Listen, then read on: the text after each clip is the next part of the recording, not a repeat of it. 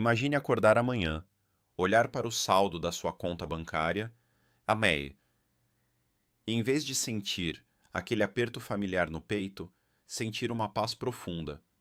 Para quem passou semanas, meses ou até anos lutando contra o ciclo destrutivo das compras por impulso, das apostas ou de qualquer outro vício financeiro, esse cenário pode parecer um sonho distante, quase impossível. Mas a verdade é que o dia em que você decide parar é apenas o primeiro passo de uma jornada muito mais profunda.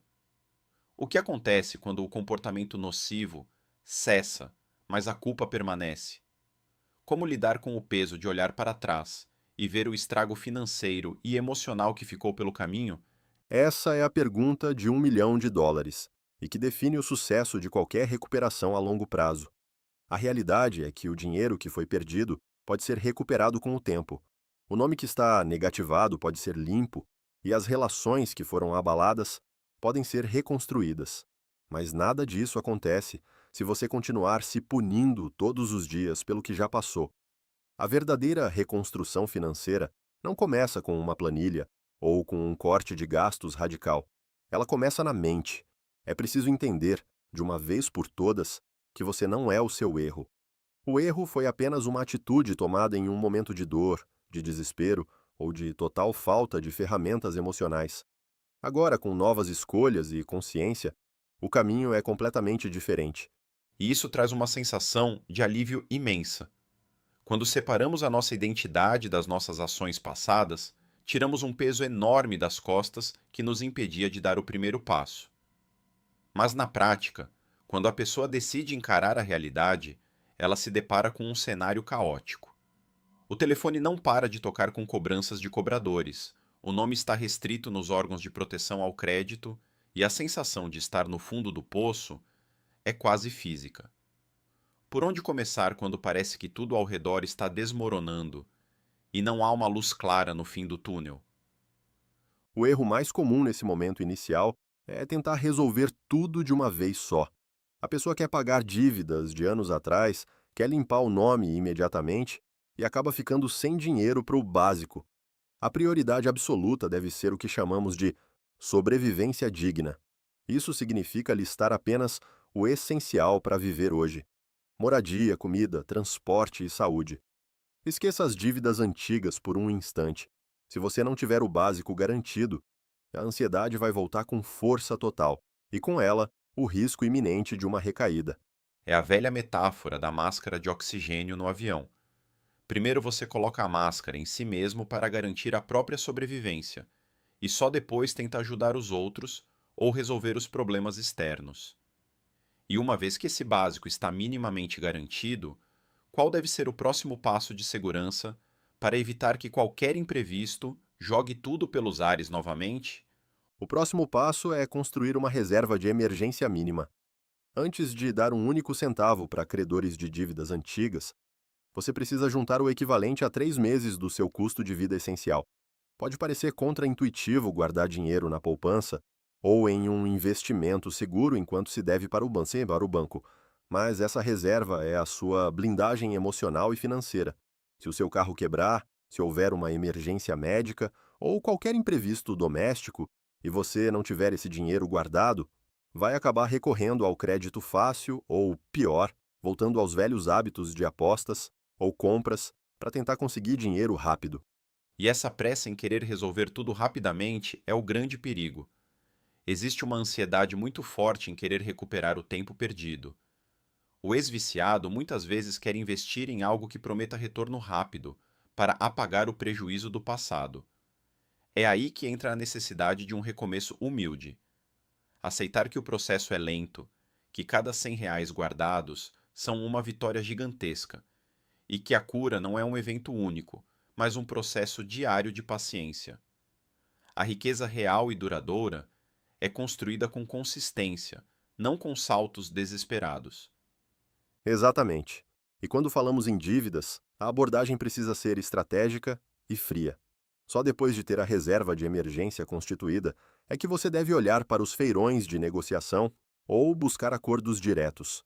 E isso deve ser feito apenas para aquelas dívidas que realmente impedem a sua vida prática de funcionar, como restrições que atrapalhem a conquista de um emprego.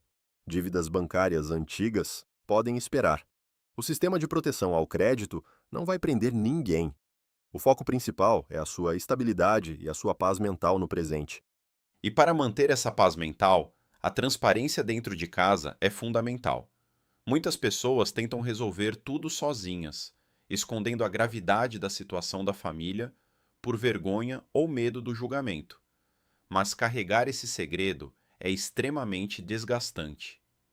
Como abrir o jogo com as pessoas que amamos sem destruir as relações? A honestidade é a única saída viável. É preciso sentar com a família, mostrar o plano de reconstrução de forma clara e transparente, e dizer que o comportamento destrutivo parou e que as contas estão sendo organizadas. Vai levar tempo, mas o compromisso é real. Esse momento de vulnerabilidade não afasta as pessoas. Pelo contrário, ele começa a reconstruir a confiança que foi quebrada. A confiança não se recupera com promessas vazias, mas com a consistência das ações diárias ao longo do tempo. E falando em consistência, o maior fantasma de quem está nesse caminho de recuperação é a recaída. O gatilho emocional pode surgir em um dia estressante no trabalho, em uma briga familiar ou até mesmo em um momento de tédio. Como garantir que a pessoa não volte aos velhos hábitos quando a pressão aumentar? A chave para evitar a recaída está na mudança de identidade. Enquanto a sua pessoa se enxergar como alguém que está se privando de comprar ou de jogar, ela estará travando uma batalha constante contra si mesma.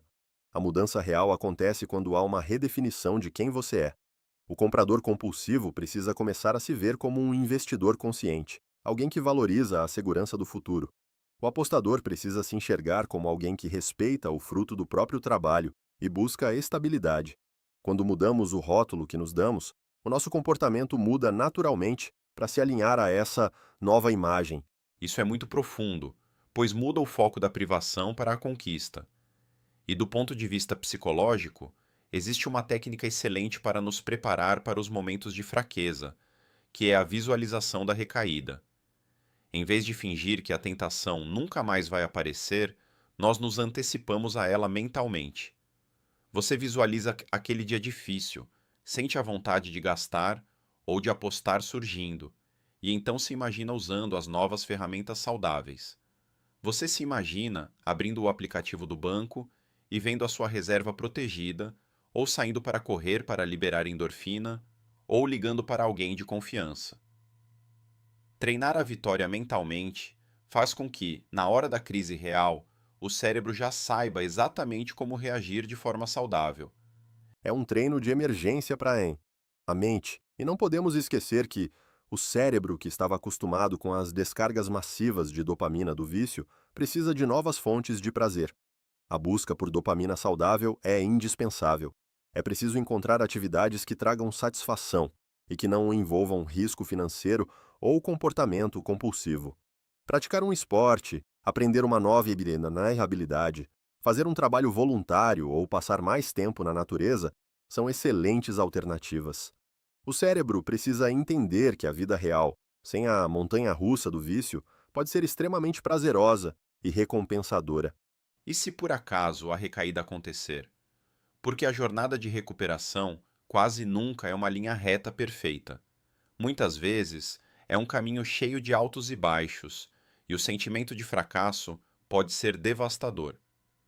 Se acontecer, o pior erro é o desespero e o pensamento de que tudo foi perdido. Uma recaída não anula todo o progresso que você fez até ali. Se você escorregar, pare imediatamente, respire fundo, analise o que causou o deslize, sem se culpar excessivamente. Ajuste o plano de segurança e continue caminhando. A recuperação é como uma espiral ascendente. Mesmo que você sinta que voltou para trás, você já está em um nível de consciência e aprendizado muito maior do que antes. Para consolidar toda essa transformação, precisamos de ações práticas que marquem esse novo começo. Algo que tire essas ideias do campo mental e as traga para o mundo físico. O que você sugere como um ponto de partida concreto para quem está nos ouvindo agora? Eu sugiro o desafio da carta de perdão. É um exercício simples, mas de um impacto emocional gigantesco. Escreva uma carta para si mesmo hoje. Coloque no papel o perdão pelas escolhas do passado. Reconheça a dor que você passou e declare que, a partir de agora, você assume a responsabilidade pela sua nova história e pelo seu futuro. Guarde essa carta e leia sempre que a culpa ou a dúvida tentarem sabotar o seu progresso. É um ritual poderoso de encerramento de ciclo. E para complementar, sugiro o ritual do novo começo financeiro. Abra uma conta em um banco digital totalmente nova, sem qualquer ligação com o seu passado de dívidas ou descontrole. Faça um depósito inicial, mesmo que seja de apenas R$ 10. Nomeie essa conta mentalmente como a conta da sua liberdade ou do seu futuro blindado. Esse gesto simbólico mostra para o seu cérebro que a reconstrução começou de verdade. O valor não importa. O que importa é a intenção e o compromisso com o amanhã. Esse é o fechamento perfeito para uma jornada que começou no caos e termina na esperança. Passamos pela compreensão da dor, pela organização prática das finanças e pela blindagem emocional. A liberdade financeira não tem a ver com ter milhões na conta, mas sim com ter paz de espírito e controle sobre as próprias escolhas. Sem dúvida. E para você que nos acompanhou até aqui, que teve a coragem de encarar a própria realidade e buscar conhecimento, o nosso mais profundo respeito. Se este conteúdo fez sentido para você e pode ajudar a iluminar o caminho de mais pessoas que estão passando por isso, inscreva-se no canal e ative as notificações. Deixe o seu apoio curtindo este episódio e compartilhe com alguém que precise saber que não importa o tamanho do buraco, sempre é possível recomeçar. O seu passado é apenas o seu ponto de partida, não o seu destino final. Agradecemos muito pela companhia nesta caminhada de reconstrução. Até a próxima, com passos firmes, um dia de cada vez, rumo a uma vida leve, livre e próspera. Um forte abraço a todos, foco no processo e até o próximo episódio.